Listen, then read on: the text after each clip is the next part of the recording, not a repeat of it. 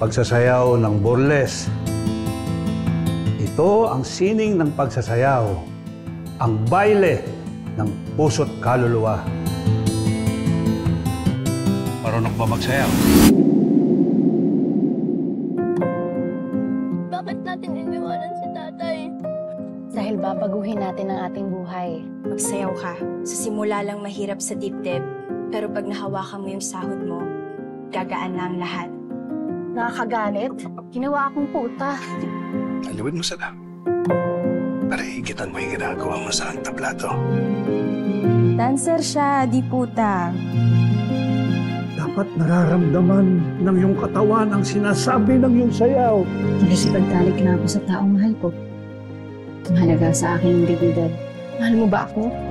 Mahal kita. Pero mas mahal mo ang bayan. Dati akong mananayaw. Bakit di na ngayon? May kasintahan na ako, hapon. Malapit na dumating ang araw at ang mga hapon naman ang magbubustabos sa atin. Tapatan ninyong dalawa ni Rosalinda. Burles laban sa burles. Dapat nakikita sa iyong mga mata. Titigan mo ang iyong mga manonood.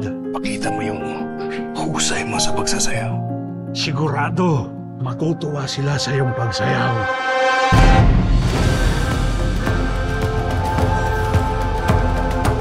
Hindi ako nandirig na. Huwag mo ako hayaang malubog sa patibong ng pag-ibig.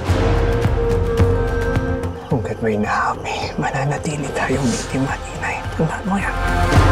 Sa panahon ng digmaan o kapayapaan, ano bang kailangan nating gawin para mabuhay, para maging mabuting tao?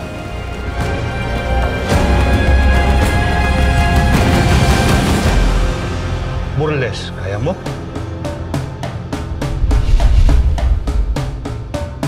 Ihinahandog ng Teatro Mabuhay ang aakit at pupukaw sa inyong mga imahinasyon ang pinakabagong burlesque dancer, Celestina!